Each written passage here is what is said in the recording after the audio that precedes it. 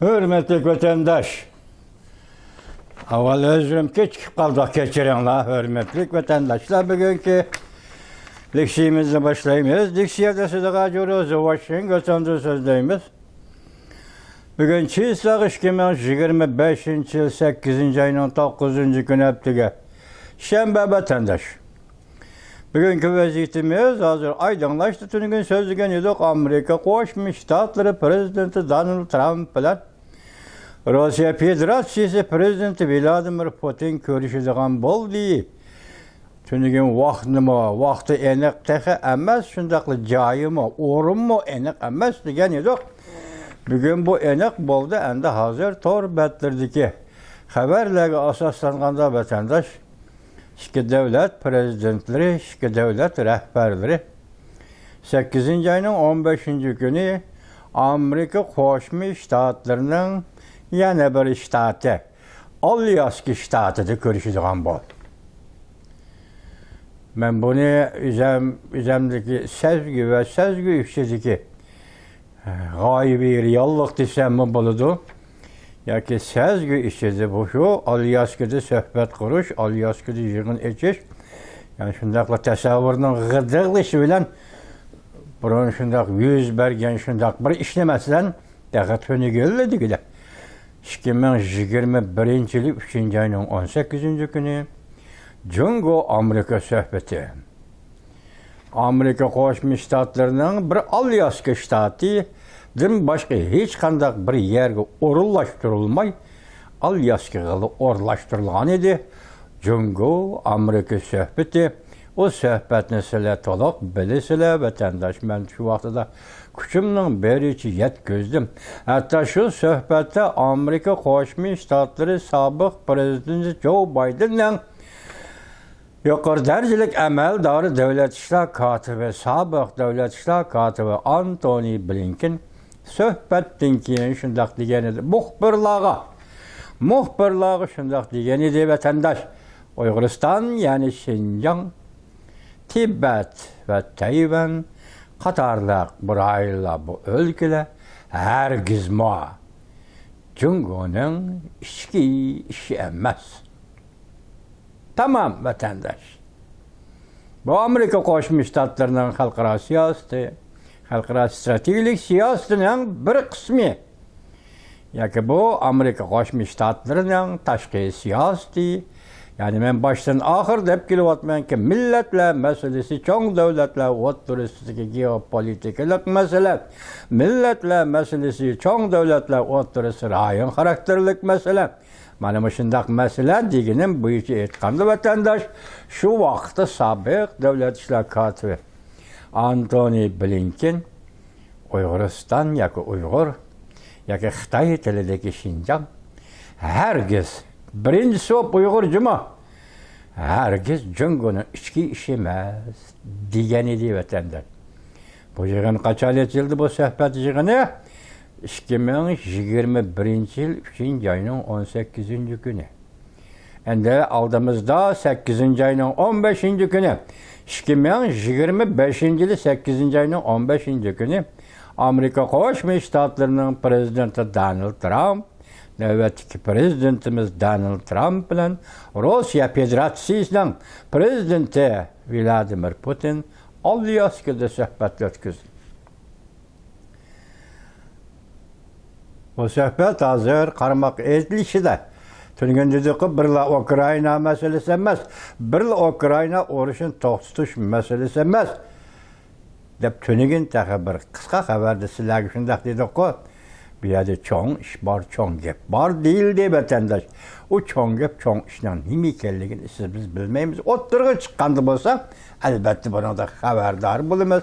Belki bunu Amerika Koşmuş Ştatları Aksaray Ahbarat Organı bu işlerini sözleşme mavzularını ama bir oturga koyuş ve eneklap cemaatki ilan kılış mümkün vatandaş.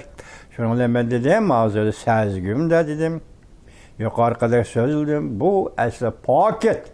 Yani 2021 yılı 6. ayının 14. günü NBC televizyon radyo şirketinin muhbiri Simon Efendi'nin Moskova'da Kreml sarayıda şu vaxtki prezident Vladimir Putin, bugünkü prezidentim Vladimir Putin bilen intervyu yoki ziyorat qilgan vaqt so'zlashgan so'zlardan ana shu vaqtki jan va suhbati 6 ayning 16 gün Amerika Qo'shma Shtatlarining sobiq prezidenti Joe Biden va Rossiya prezidenti Vladimir Putinning jan va suhbati Uyg'ur degan ismning tunji qitim Simon Efendi, muhbir Efendi'nin kalemi ve ağzı anul oturup qo'yilishi bilan biz şu vaqtda hüküm qilib, yani logikalik xulosalar, logikalik sintezlash şeklinde bu qatimqi jan va suhbati Uyg'uristonga munosabatlik yoki Uyg'urlarga o'xshash boshqa masalalar bo'yicha ham bu ciddi katta sohbet ekan deyishgan edik. Bugün endi shundaq bir navbat yana Amerika Qo'shma Shtatlari prezidenti Donald Trump bilan prezident Vladimir Putin Rossiya Federatsiyasida o'tirg'i chiqqan mavzular boshida aytganda aniq bo'lmasa-mu, Alyaskada sohbat quradi desa, mening sezgilerim ve tasavvurim mushu o'tirdi bo'lib o'tgan ishlarni hozir hatırlap digidek vatandaşlardan samiga saldan vatandaşı az eski devlet rehberi aldığımızda 8. ayının 15. günü Alyaska'da sohbet ötküzüldü vatandaş. Mesela değil Amerika Qo'shma Shtatlari prezidenti Donald Trump Rossiya prezidenti Vladimir Putin bilan ko'rishdi. Urush to'xtatdi. Mavzuli xabar 8. ayının 8. gün Amerika ovozidan Xitoy til programmasi e'lon qilindi. Xabar bunday boshlar. Amerika Qo'shma Shtatlari prezidenti Donald Trump bunday ko'rsatdi. Rossiya Ukraina rahbarlari ko'rishishni umid qiladi. Biz imkoniyat yor bergan doirada urush to'xtatamiz. Ya'ni Ukraina bilan Rossiya urushni imkoniyat yor bergan yerda yoki doirada urush to'xtatamiz. Prezident Donald Trump yana bunday ko'rsatdi. 8. ayning 17. günü Aqsaroyda yuqoridagi fikr bayon qilishdan bir necha soat burun Kreml sarayi prezident Vladimir Putinning bir necha kun ichida Amerika Qo'shma Shtatlarining prezidenti Donald Trump bilan ko'rishadiganligini e'lon qildi. Ya'ni Kreml sarayi ham isbotladi yoki dalilladi bu ko'rishni deymiz vatandaş. Bugünkü haberlerde hazır defterge yazamadım. İki haber geldi. Biri hazır Beycan'ın koçullarda niqablangan tanka deydi. Mesela quruluşqa yoki o quruluşqa bu quruluşqa işleydigan traktör degandek qiyofat kirib niqablangan tanki Beycan shahrida kirib keldi. Beycan'da Xi Jinping yok idi dedi. Yok idi deganda Xi Jinping reis Xi Jinping hazır Bideyxedi yığında degan gap vatandaş. Bideyxedi yığında.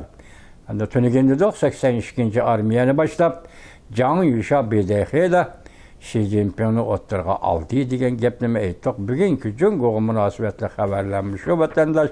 Endi mayada endi sizlarga qisqa xabarlardan tuvandagidek so'zlaymiz. Tuyuqsizlik his qildik xabar. Bu Xitoy davlat hujumi tuyuqsizlik his qildik. 160 ming nafar Jungo qozoqlari Nimishqa Qozog'istonga ko'chib chiqib ketdi. Shu yerga singib ketalamdi. Tarixning birinchi torbiti 9-oy tarixning birinchi torbiti bu xabar 9 oy ilgari YouTube'da e'lon qilingan ekan. Menga bu bugun yetib ketdi. Bak kechikib ketdi vatandaş bu. Kechikib ketsin ketdi. Men buni xabar qilib, alayda xabar qilib sizga aytdim. Bu yerda deyilayotgani hozir Şinjan'da yakın mustamlik Uyg'uristonda yashayotgan qozoq qarindoshlar den 160 ming nafar kishi hozirgi Qozog'istonga ko'chib chiqib ketdi deydi vatandaş. Yana bir xabar. Amerika onunğa viza berishni rad qildi. Xi Jinping'e set boldu.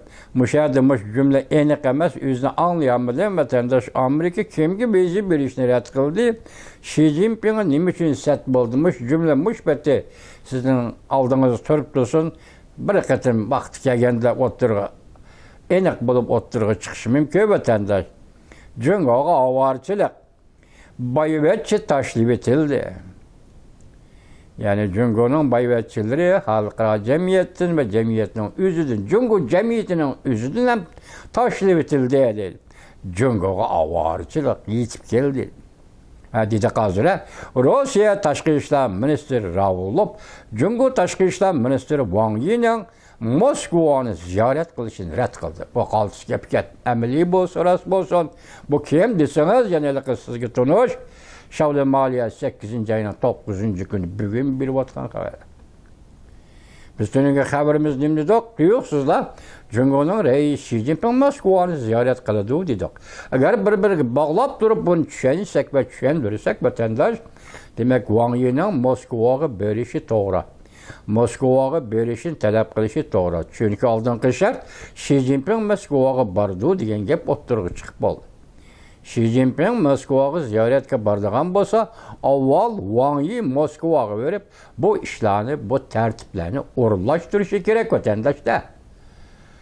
Undaqda Xi Jinping Moskova'ya barmoqchi edi, u rad qilindi chunki Moskova'ya avval berip bu işlerini o'rinlashtirgan Wang Yi'ning Moskova'ni ziyorat qilishi Rossiya Federatsiyasining Tashqi ishlar ministri Ravlov tarafidan rad qilindi. Bu qaltis xabar. Agar shundaq rost bo'lsa, jim oldin qishar qaltis xabar vatandaş. Şavlı Maliye 8. ayının 9. gün YouTube. Yana bir xabar. Tuyuqsiz yetib kelgan xabar. Amerika Qo'shma Shtatlar prezidenti Donald Trumpning Rossiya prezidenti Vladimir Putin bilan suhbat qurishi muqimlashdi. İki rahbar Amerika tuprog'i ichida suhbat qurdi, ya'ni Alyaskada suhbat qurdi. Buning ahamiyati nima? Umid sadasi 8. ayının 9. günü YouTube. Bunun ahamiyati nima degan so'zning ma'nosi Alyaskada yig'in ochadigan bo'lib qoldi, suhbat quradigan bo'lib qoldi. Buning ahamiyati nimadir? Hozir umid sadosimi buni hech bilolmayotdi vatandaş. Yana bir xabar ekranda. Amerika Qo'shma Shtatlar prezidenti Donald Trump bilan Rossiya prezidenti Vladimir Putin 8. ayının 15. günü Amerikaning Alyaska shtatida ko'rishdi. Agar natijaga erishadigan bo'lsa, bu prezident Vladimir Putinning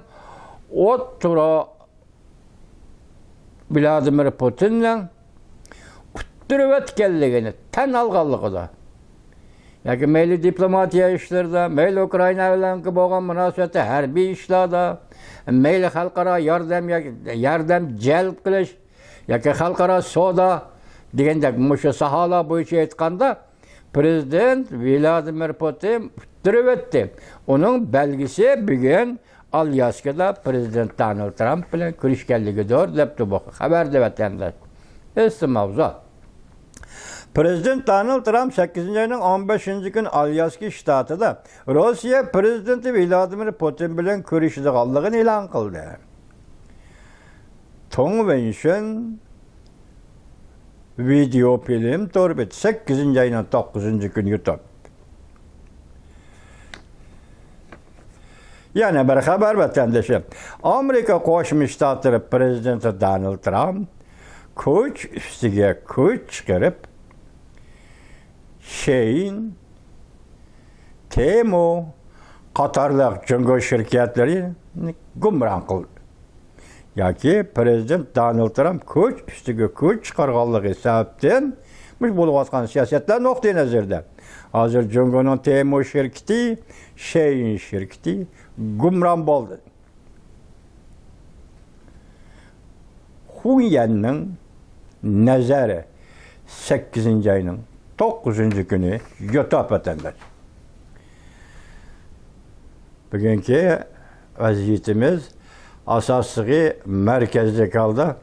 Amerika Qo'shma Shtatlarning prezidenti Donald Trump bilan Rusya Federatsiyasining prezidenti Vladimir Putinning 8 ayning 15 günü Amerika'nın Alyaska shtatida ko'rishadiganligi.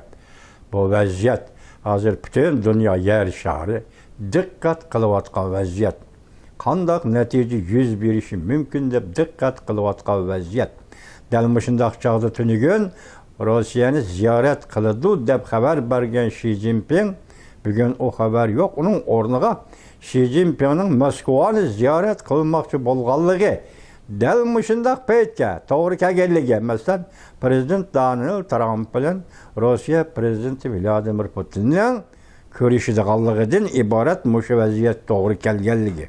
Balki shu ko'rishishdan keyin Xi Jinpingning Moskvani ziyorat qilishi deganda endi hozir Tashqi ishlar ministri Rossiya Federatsiyasining Lavrov Wang Yi Jungo Tashqi ishlar ministrligi Wang Yi'ning Moskvani ziyoratini rad qilishi mushu xabarga rostchilik aniqlikka ega bo'lsa, bu yerda qaltis jiddiy diplomatik munosabatlar harakati bo'layotadi.